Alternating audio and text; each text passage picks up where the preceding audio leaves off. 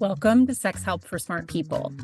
I'm your host, Dr. Laura Juergens, former science professor turned somatic sexologist and intimacy coach.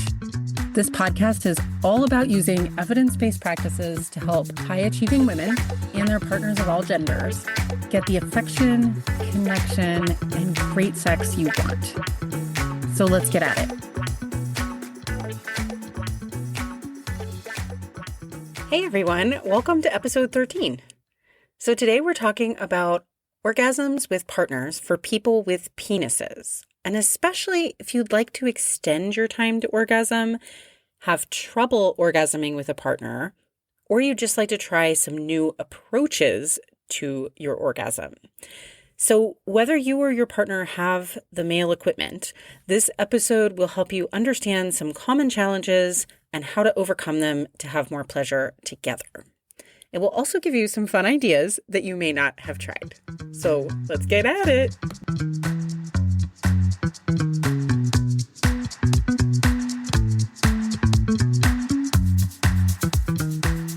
Hey everyone.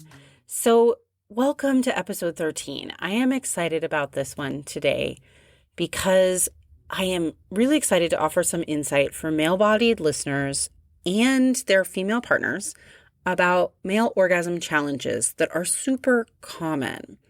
But often we are just not talking about them in our relationships or with anybody else.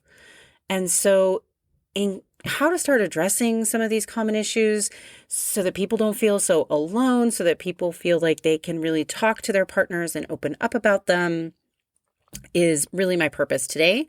And also I want to give you a few extra fun things about male anatomy that a lot of people aren't trying out yet, but can be very pleasurable.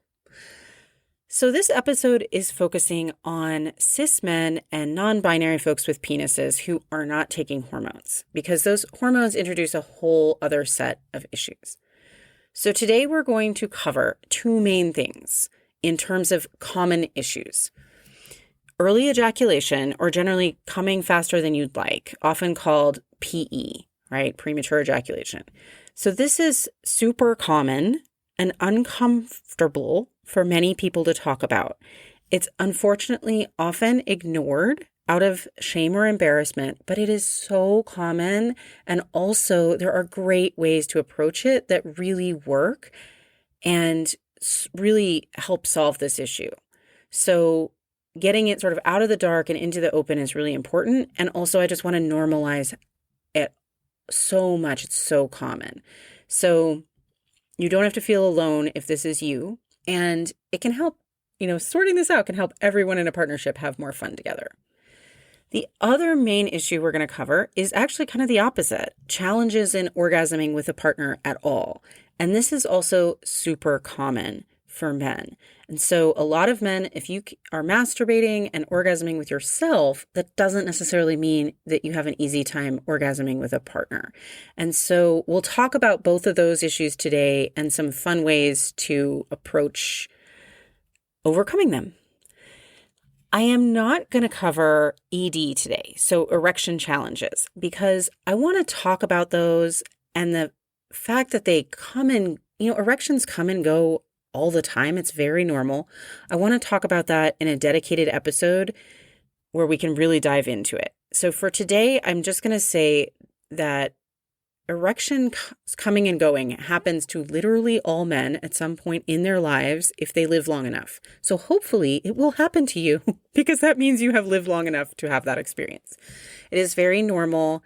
It may or may not resolve with a pill. And there are some very useful things to do to enhance your arousal, whether you choose meds or not. And some very important things for partners to know about not putting so much pressure on your erection. So we will talk more about that soon, and I'm just going to leave it there for today. So for today, I'm focusing on orgasms for men, which is really plenty to cover. And in fact, I can't even cover all the reasons for PE or orgasm difficulties because there are just so many. So I'm going to focus on some of the most common, but that doesn't mean there aren't some other possibilities. And I'll offer a few book recommendations at the end today to help you dive into these issues in more detail on your own so that you can really feel knowledge empowered. So we're going to talk about both of these issues and how they often stem from the same source, interestingly, even though they seem quite different, right? Almost opposite. And there's some common ways to work on them there's some commonalities in how we work on them, and then there's some differences. And we'll talk about a few fun things to try that can help you have better, more, and even longer orgasms if you're a man. And then I'll close with a couple exercise recommendations, plus those book recommendations I mentioned. Alrighty, so let's talk first about extending time to orgasm for people who experience PE. And actually, this issue, right, and the issue of having trouble reaching orgasms with partners often both relate to how men and boys learn to be sexual and common habits of masturbation. So before we want to dive into all that, I do want to emphasize the role of communicating with your partner here. So if you have these challenges and a partner, I promise it is affecting them. Now, if your partner is a man, he's probably brought it up already, because gay men tend to be, and bisexual men too, tend to be less shy about bringing up issues in sex. So you are probably talking about it to some extent already.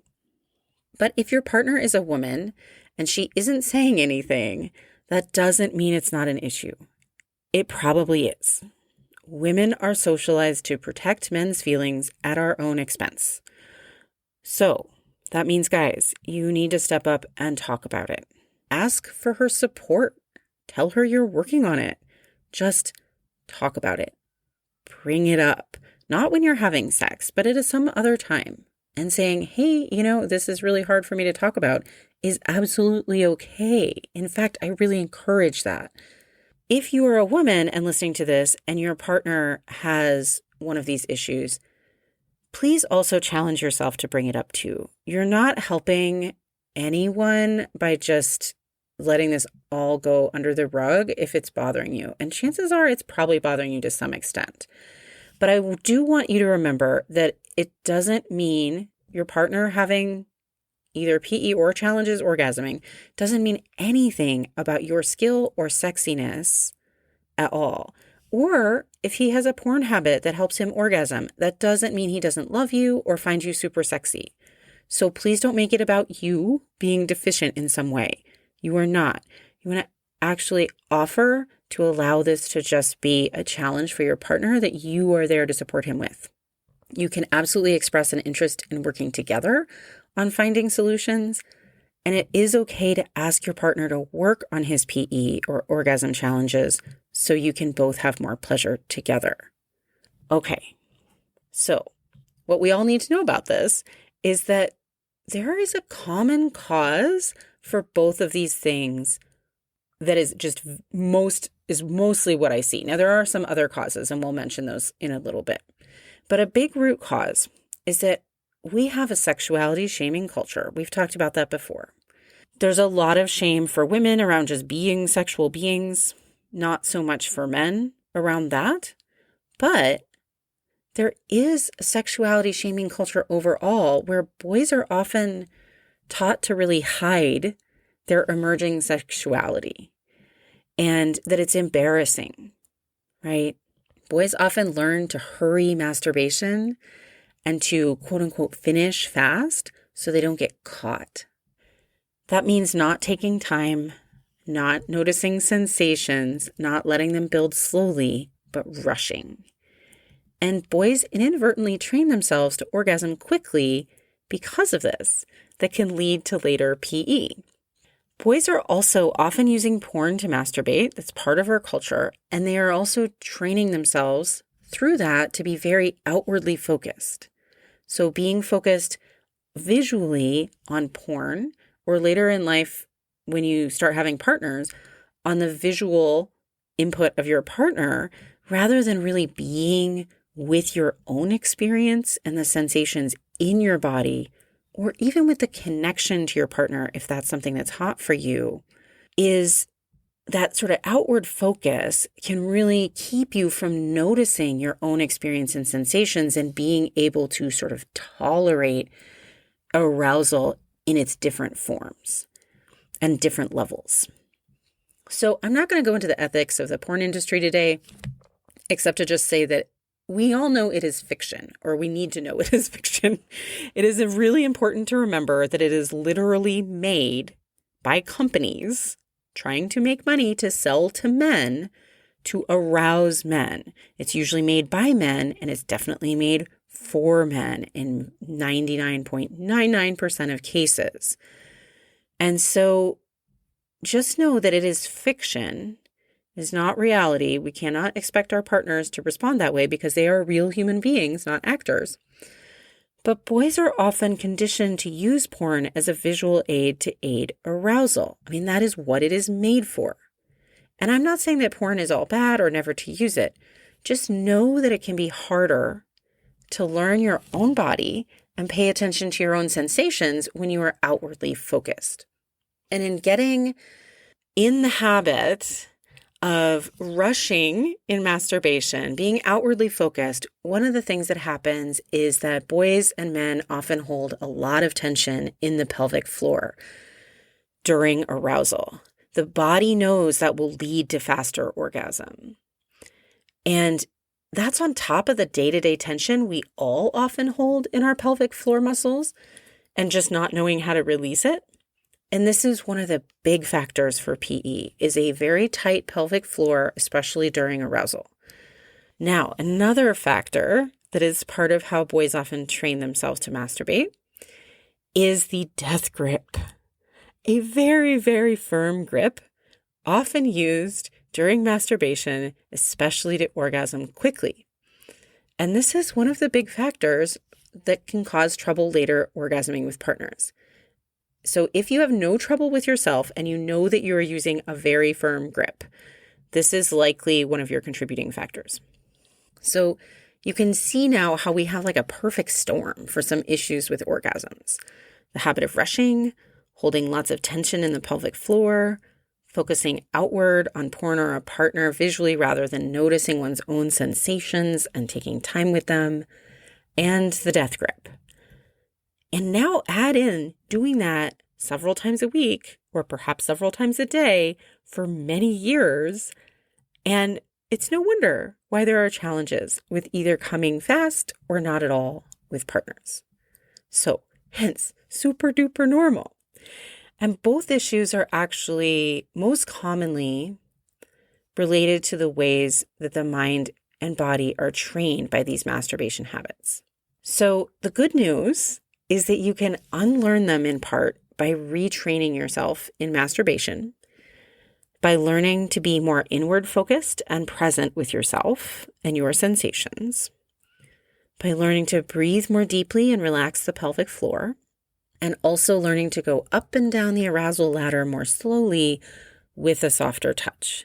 It also really helps to learn what really turns you on psychologically, what are your core desires.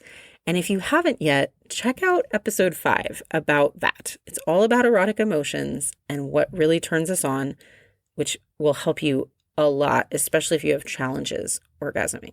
But this is just like learning a sport. So learning a new way to self-pleasure takes practice and will feel super weird at first. But once you've got it down, you can then start working with a partner's help to also be more present with your sensations and relax your pelvic floor during partner sex. And so, look, when we're thinking about these two issues, not coming with partners and PE, there are other reasons for them. So there can be relationship issues like pressure or belittling or just bad communication around sex. Sometimes a really bad sexual experience, right? There could also be injuries that can lead to some of these challenges. And then psychological and emotional wellness issues like low self-esteem or confidence, anxiety, depression, and OCD are some of the major factors that could really be affecting these orgasm issues. But the masturbation habits and basically how you've trained your body and mind around sex, right? And so those are some of the most common. If those issues, the masturbation stuff, resonates with you and you think your PE or orgasm challenges are probably related to something like that, then here are some steps you can take. And I'm going to tell you the steps in a second, but I just also want to let you know there is support available. And so that's important to note. You can start all this on your own, but you don't have to. This can be a really ingrained habit in both the mind and the body. So either a coach or a sexological body worker is very helpful and probably more helpful in this case, in my opinion, than a sex therapist, unless it's only a psychological issue. And most people don't have only a standalone psychological issue. It's often also partly body training. So coaches and sexological body workers will have more ability to work with you on those things. I will also recommend those books that I mentioned in an audio class here at the end. And just think about getting help if you get stuck in your progress, even though I do recommend starting, of course, on your own. So here are some steps to start on your own. And I will give you a little more tools on these more directly in the exercises at the end. So the steps for PE, and they are going to be slightly different because these are different issues, even though they can be related. 1, learn to relax your pelvic floor during arousal. This is super important and just takes some practice. I'll explain one place to start at the end here. And the audio guide I'm going to give you is by some great teachers will help too. Relaxing your pelvic floor during arousal just involves some breath work, focus on the muscles in your pelvic floor, and Kegels with an emphasis on the relaxation part.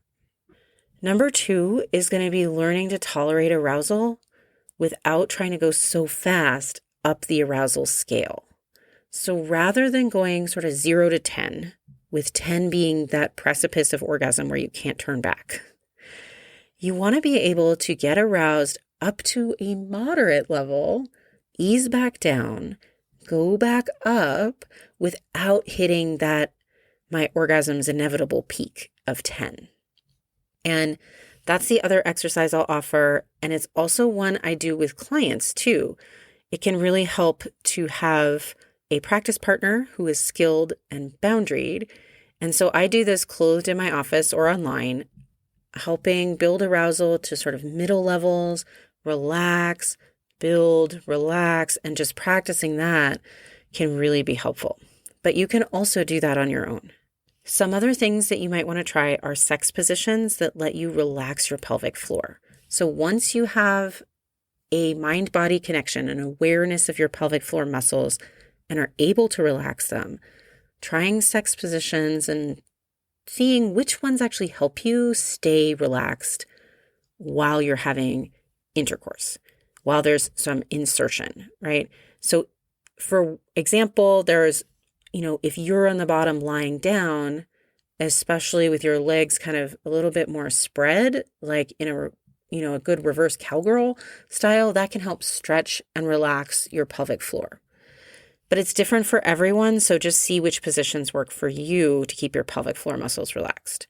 You can also try, and this one's fun, they're all pretty fun actually. So try perineal vibration or massage. And I suggest just using a vibrator on your perineum. You can also do self-massage to relax it. And, side note, this can give you some really great orgasms if you are orgasmic there. And you might even build that capacity with practice. So give it a shot. You basically just use a broad-headed vibrator right on the perineum and just breathe into it and allow yourself to relax and see if that can help open up the pelvic floor. The other one is to try focusing on your own sensations and sexual energy during partner sex more often. So being less sort of visually, externally focused and allowing yourself to really notice your sensations, to slow down when you need to slow down, to breathe, and to relax that pelvic floor while you're doing any sort of partner sex is really a helpful practice. And you can do it while you can use that sort of going up and down the arousal scale as part of that mindfulness practice with your partner, right? Whether you're doing anything from making out to actually having intercourse, you can practice that awareness and mindfulness. Okay, so steps for people who have trouble reaching orgasms with partners. I recommend also learning to control your pelvic muscles and relaxing and contracting your pelvic floor, because the more mindful awareness you have of that, the more you'll be able to bring some gentle contractions online when you feel like you want to start building to an orgasm. So yours is almost going to be the opposite. You're going to want to actually really learn that mindfulness, but so that you can increase the pressure in your pelvic floor. Also learning your core desires so that you have more psychological arousal. So check that episode 5 again. And then you are going to need to retrain your penis through lighter touch masturbation or gentle massage to enjoy those sensations and to really slow down in your masturbation. So slower, lighter touch masturbation, not focusing so much on orgasm while you're masturbating. I know that sounds sort of counterintuitive, but actually, if you're reliably orgasming during masturbation, but not in partner sex, taking the orgasm off the table during masturbation will actually help you get more into and receive all the pleasure that's possible for your penis from lighter touches. Okay, so you need to stay away from the death grip for a while and really focus on getting your turn-ons met so that you're aroused and being really present for the lighter touch. You can also try the perineum massage, vibration or strong pressure on the perineum. That's really great. And I recommend prostate play, especially if you have challenges with orgasms with partners. Why not get the male G-spot in play, right? It can be so powerful for pleasure for men. So you need to go at it through the anus, and that means you need a proper anal toy long enough to reach your prostate with a flared base. Not just any old thing. Butts will just butt suck in anything, and you will wind up very embarrassed in the ER if you just put any old thing in your butt. So please use a proper anal safe toy or a partner's finger or your own finger if you have really long fingers, but it can be hard. And if your partner doesn't have super long fingers, it can be kind of hard to reach your prostate. But use lots of lube, regardless of whether you're using a toy or finger, and making sure your partner knows to go very slow if they're the ones inserting it, or you go very slow yourself. You need to give all those, there's 2 anal sphincters, you need to give both of them time to relax. But using a butt plug during partner sex can really enhance your sensation and create nice long orgasms for men. So I suggest you give it a whirl. My favorite recommended toy, for which I get absolutely no kickbacks, I'm just saying this because it's a public service, because it's great, is the vibrating weighted B-Vibe. So give that one a try, or find one that appeals to you. All right, so here are my book recommendations. So for people with PE, How to Overcome PE, Please Your Partner, and Have Great Sex, which is by Metz and McCarthy. And I'm going to put all these in the show notes so you can find the titles. The second one is actually a book I recommend to all human beings in relationships, in sexual relationships, no matter your gender or any issues you have. It's called Making Love Real by Harrell and Hirschman. And the last one is more of a tantra guide, but the breath work and presence focus can be really helpful for PE and for people who are wanting to have more orgasms. The Multi-Orgasmic Man by Arava and Chia. And of course, multi-orgasmic situations are not a bad thing either. So if you get there, then more power to you. But even if you don't wind up with multiple orgasms, you will learn something from that book. my course recommendation is a 2-hour audio course by my instructors in the Somatica method, Celeste Hirschman and Danielle Harrell. And that is a link I'm going to put in the show notes for that audio course on PE in particular. All right, so exercises for you.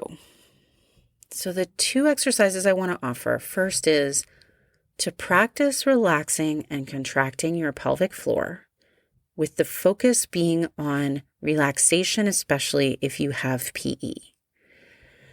Get connected to your pelvic floor muscles with your mind by just gently contracting and relaxing them.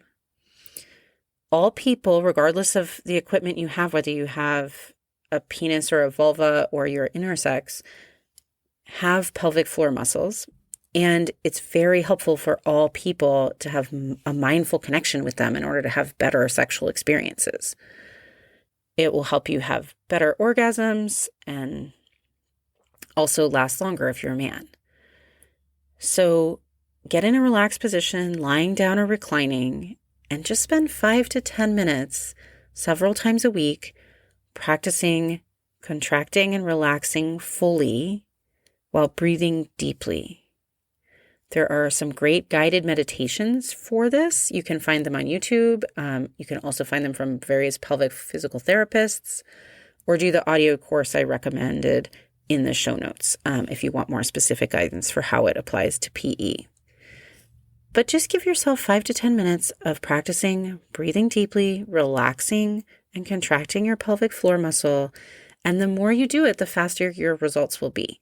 So you can do it a few times a week, or you can do it every day. You can do it, if you do it once a week, it will take a much longer time to get results. So I suggest doing it at least, 3 to 5 times a week.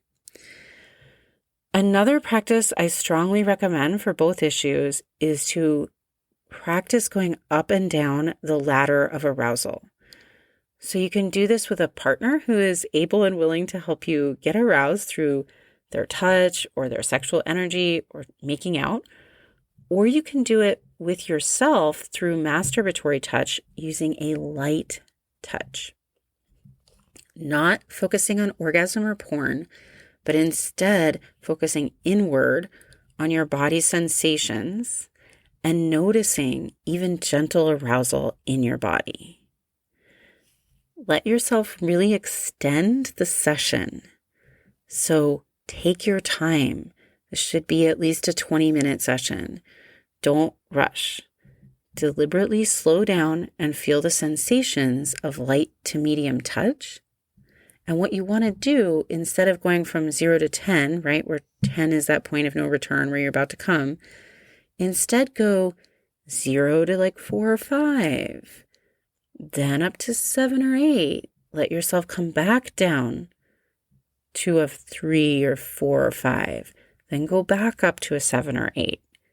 Then go back down to a 5 or so before you ramp back up.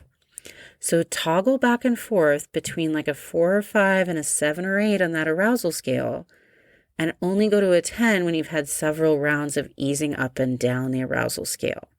This will not only build your ability to tolerate those intermediate levels of arousal and to know where they are and how they feel for you, but it will also really help you extend your pleasure, and it can just enhance your overall experience and your overall orgasm, so you can have much nicer and longer orgasms. So I hope this is helpful for you all. I wish you can go forth and enjoy all of this, and I will see you here next week. If this podcast was helpful for you, please consider going to Apple Podcasts or Spotify and leaving a 5-star review.